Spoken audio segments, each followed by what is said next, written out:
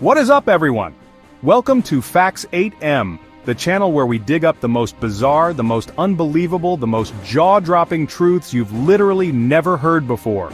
I'm your host, Gokul, and today we are going to warp your reality with facts so insane, you'll be questioning everything you thought you knew. I've searched the deepest corners of the internet and the oldest books to bring you stuff that sounds completely made up, but I promise you, it's 100% real. Some of these facts are going to challenge your perception of history, science, and even your own body. We're talking about stuff that will make you go, no way. But trust me, it's all true.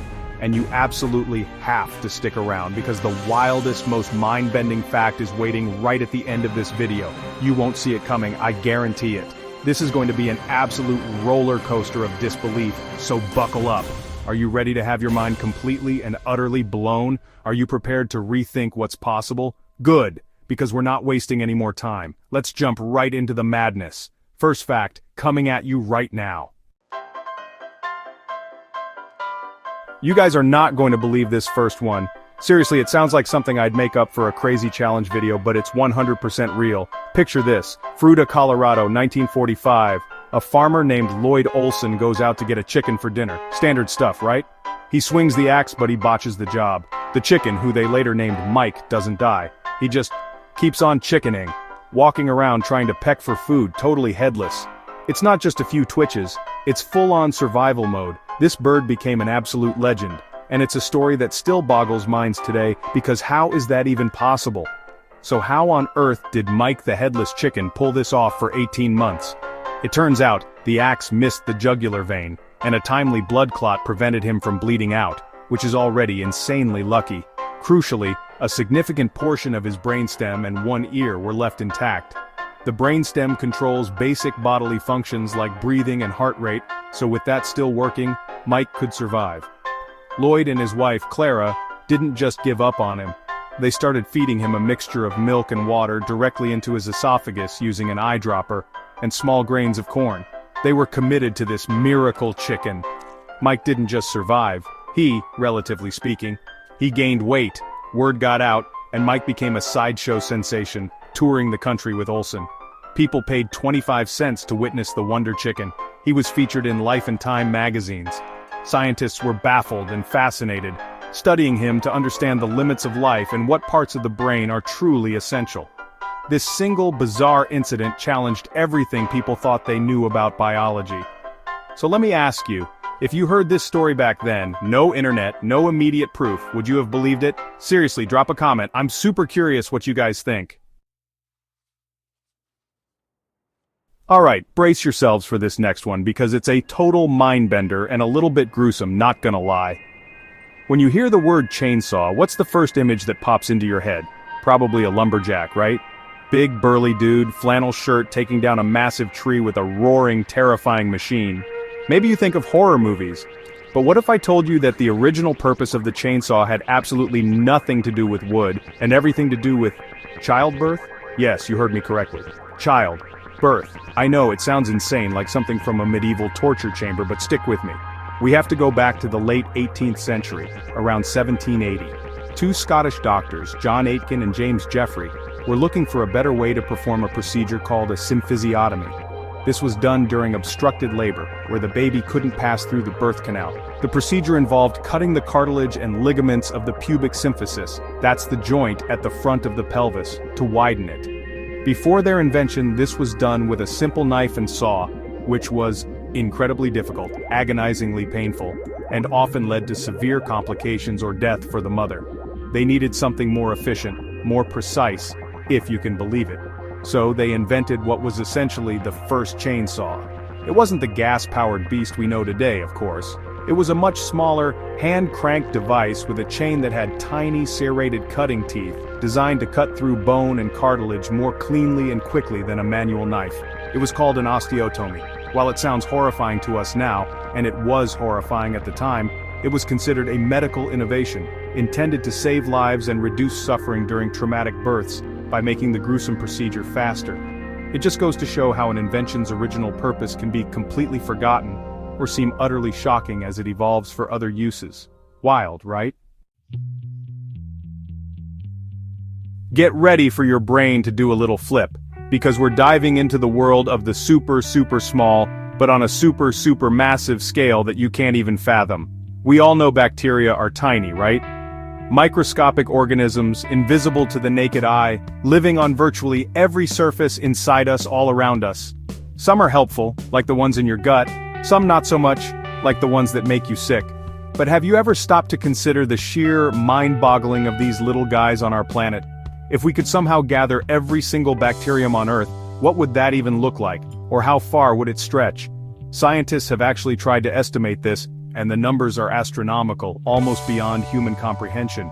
The total biomass of bacteria, their collective weight, is staggering, more than all animals and plants combined by some estimates. But let's take it a step further for a truly insane visual.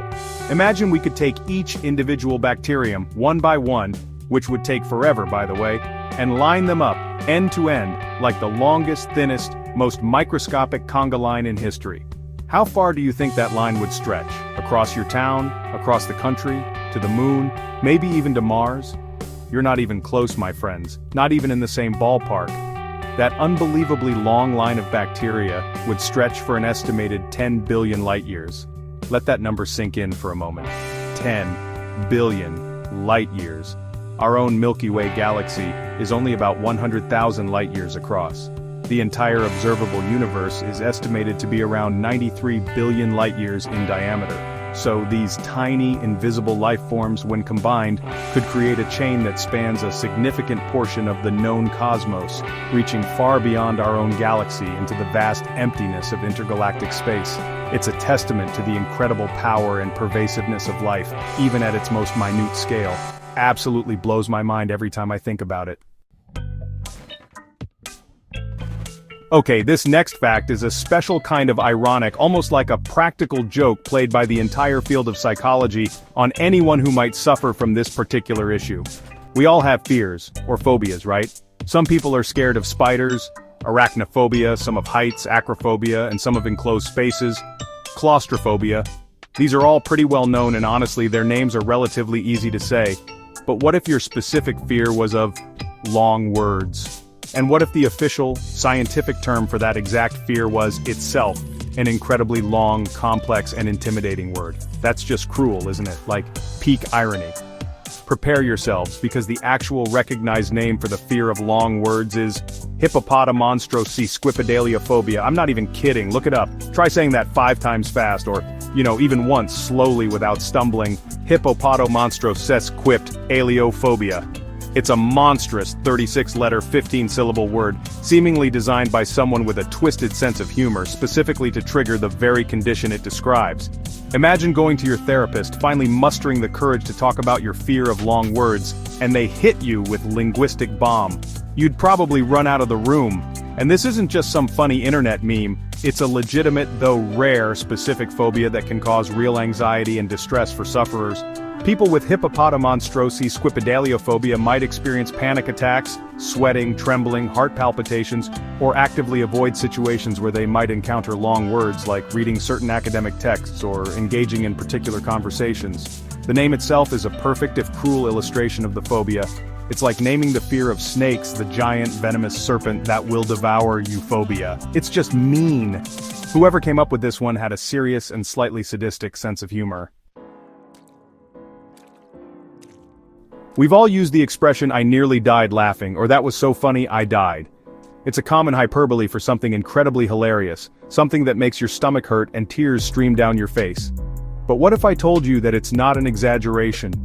That it's actually possible in very rare and specific circumstances to laugh so hard that it literally, physically kills you? It sounds like something out of a cartoon where a character laughs themselves into pieces. But this is a documented medical phenomenon, as bizarre and unbelievable as it seems. So how can something as joyful and seemingly harmless as laughter turn fatal?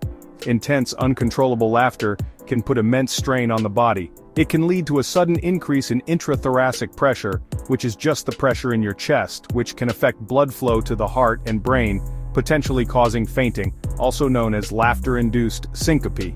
In individuals with pre-existing, often undiagnosed conditions like a weakened heart, a congenital heart defect, an unruptured brain aneurysm, or severe asthma, this physiological strain can be the tipping point.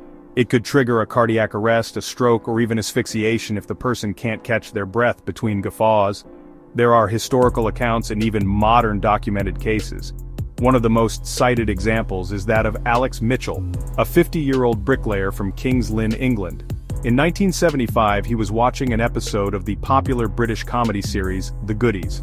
One particular sketch, featuring a kilt-clad Scotsman using bagpipes to defend himself against a rogue black pudding, sent him into a fit of uncontrollable laughter that reportedly lasted for a full 25 minutes. Tragically, he then slumped on the sofa and died from heart failure. His widow later famously wrote to the show, thanking them for making his final moments on Earth so happy. So while laughter is usually the best medicine, maybe every once in a while, if you're laughing hard, take a tiny pause to catch your breath.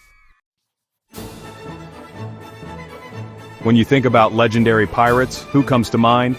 Captain Jack Sparrow with his eyeliner and rum, Blackbeard with his terrifying flaming beard, maybe Long John Silver with his parrot and peg leg? Chances are, you're picturing a grizzled, swashbuckling man, probably with an eye patch and a cutlass. But what if I told you that the single most successful pirate in all of history, commanding the largest pirate armada ever assembled, defeating multiple navies and retiring undefeated with all her treasure, was a woman? This isn't a Hollywood script. This is the incredible, undertold true story of a pirate queen who dominated the South China Sea. Her name was Qing Shi, sometimes known as Zheng Yi Sao, and her story is absolutely epic, way more impressive than most fictional pirates. She began her life in the late 1700s as a prostitute in Canton, China. She married a notorious pirate commander named Zheng Yi. When he died in 1807, instead of fading into obscurity or being pushed aside, Qing Shi, through incredible cunning, political skill, strategic alliances, and sheer force of will, maneuvered herself into the leadership position of his massive pirate confederation. We're not talking about a few ships here. She commanded a fleet of over 1,500 vessels and an army of up to 80,000 pirates. That's bigger than many national navies at the time. Qing Shi wasn't just a figurehead, she was a brilliant tactician and a strict, ruthless ruler. She implemented a highly organized and surprisingly sophisticated code of conduct for her pirates. This code included rules about the division of plunder, severe punishments for disobedience, theft from allied villagers, or harming female captives. In fact, rape was punishable by death. This discipline made her fleet incredibly loyal and effective. She terrorized the South China Sea for years, outmaneuvering and defeating naval forces from the Qing dynasty, the Portuguese, and even the British. And the most amazing part? She wasn't killed in battle or captured. In 1810, she astutely negotiated an amnesty with the Chinese government, essentially retiring with all her loot and living out the rest of her life as a free and very wealthy businesswoman, running a gambling house. What an absolute legend. Imagine this. You're a sailor centuries ago, out on the vast, unpredictable ocean, maybe in the middle of a terrifying storm. Suddenly, seemingly out of nowhere, a colossal wall of water rears up. A liquid mountain dwarfing your ship, a true monster of the deep that looks like it could swallow you whole. You survive somehow and return to port, shaken, trying to describe this unbelievable, impossibly huge wave. For hundreds of years, stories like these, of rogue waves, freak waves, or killer waves, were largely dismissed by the scientific community and the general public. They were often chalked up to sailors' exaggerated yarns, maritime folklore, the effects of too much grog, or just plain fear. These weren't just slightly larger storm waves. Sailors described them as being 2, 3, or even 4 times taller than the surrounding waves, appearing unexpectedly from a different direction than the prevailing wind, and waves with incredibly steep, almost vertical faces and deep troughs. They were described as holes in the sea. Scientists were skeptical because existing mathematical models of wave behavior couldn't really account for such extreme, isolated events. The prevailing theories based on linear models suggested that waves of that magnitude were so statistically improbable, they were practically impossible. But the mariners, who had witnessed them firsthand and lost ships and shipmates to them, knew better. Then, on New Year's Day 1995, everything changed. The Draupner wave incident provided the first concrete proof. At the Draupner E oil platform in the North Sea, an advanced laser-based wave recorder measured a single, massive wave with a maximum wave height of an astonishing 25.6 meters, that's 84 feet, in a sea state where the significant wave height, or average of the highest third of waves, was around 12 meters. This was the undeniable, scientific confirmation that these rogue waves were real and not just sailors' imaginations. Since then, satellite imagery and other measurements have confirmed they occur more frequently than previously thought, and research is ongoing to understand their physics and predict them to protect ships and offshore structures. So, sometimes, those old sailors' tales, they're absolutely true and honestly pretty terrifying. Alright, this next fact delves into the stranger, almost unbelievable side of human psychology. And it's one that sounds like it was invented for a movie, but I assure you it's a recognized, albeit extremely rare, mental disorder. Have you ever heard of boanthropy? Unless you're a specialist in obscure psychiatric conditions or a very dedicated reader of weird facts? Probably not. People who suffer from boanthropy have a profound and persistent delusion. They genuinely, unshakably believe they are a cow or an ox. I'm not talking about a metaphor or feeling sluggish. They think they are actual cattle. This isn't just a fleeting thought or a quirky personality trait that someone jokes about. During episodes of boanthropy, individuals can exhibit behaviors strikingly similar to those of cattle, which is both fascinating and deeply concerning. This can include getting down on all fours and walking like an animal, attempting to eat grass or hay directly from the ground, mooing or making other bovine vocalizations, and showing a complete lack of awareness of their human identity or normal human behaviors. It's a specific type of zoanthropy, which is a delusion where a person believes they have transformed into an animal. The exact causes are not fully understood, but it's often associated with other underlying severe psychiatric conditions, such as schizophrenia, psychotic depression, or other delusional disorders. There are historical accounts that some scholars interpret as possible cases of boanthropy. One of the most famous, or infamous, is the biblical story of King Nebuchadnezzar of Babylon, who, according to the book of Daniel, was driven from men and did eat grass as oxen for a period of 7 years, his hair growing like eagle's feathers and his nails like bird's claws. While a theological interpretation exists, the description of his behavior bears a striking resemblance to the symptoms of boanthropy. Modern, though very rare, clinical cases continue to be documented by psychiatrists. It's a truly unsettling condition that underscores the complex and sometimes bewildering nature of the human mind and how it can perceive reality. Okay, art lovers and conspiracy theorists, gather round for this one because it's about the most famous painting in the world, and there's a detail, or lack thereof, that you might have looked at a million times and never truly registered. We're talking about Leonardo da Vinci's masterpiece, the Mona Lisa, currently chilling in the Louvre. Her enigmatic smile has captivated audiences for over 500 years. Her gaze seems to follow you around the room, and her identity is still debated by historians. But have you ever taken a really close look at her face and noticed something strikingly absent? Something most of us have and don't think twice about? If you look closely at La Gioconda, as she's also known, you'll observe that she appears to have no eyebrows and no eyelashes. That's right, her brow ridges are smooth and bare, and her eyelids seem unadorned by lashes. For centuries, this seemingly minor detail has sparked intense debate and speculation among art historians, scientists, and casual observers alike. Was this a deliberate artistic choice by the master, Leonardo da Vinci, perhaps to give her a more serene or otherworldly appearance? Was it a reflection of the fashion of the High Renaissance, where it was common for women of high status to pluck their facial hair extensively, including eyebrows and hairlines, to achieve a look of high-browed purity and an expansive forehead? Or perhaps did her eyebrows and eyelashes simply fade away over the 5 centuries since the painting was created due to the natural aging of the pigments? Or were they accidentally removed during various cleaning and restoration attempts in the past? Some modern high-resolution scans of the painting, done by researchers like Pascal Cot, have suggested that there might be faint traces of original brushstrokes indicating where eyebrows and eyelashes once were, suggesting they might have been there initially but are no longer visible to the naked eye. Others maintain Leonardo intentionally omitted them for a specific aesthetic effect. Whatever the true reason, it's another layer of mystery to this iconic masterpiece that makes you look at it in a whole new way. Go Google a high-res image right now, you'll never unsee it. Alright, for our grand finale, I've got a fact that's going to challenge your fundamental understanding of what a desert actually is, and it might just be the biggest shocker of them all. When I say world's largest desert, what image immediately springs to your mind? I'm betting 99% of you are picturing the Sahara Desert, right? Endless rolling dunes of golden sand, scorching sun beating down, maybe a camel or two trekking across the vast, arid horizon, mirages shimmering in the distance. That's the classic, iconic desert image we all have from movies and documentaries. But what if I told you the Sahara isn't even the champion, not by a long shot? The title of the largest desert on planet Earth actually goes to Antarctica. Yes, you heard me right. That vast frozen continent at the South Pole, covered in miles-thick ice and snow, home to penguins and seals, is technically the world's biggest desert. Now you're probably thinking, Gokul, are you completely crazy? How can a place literally made of frozen water, the iciest place on Earth, be a desert?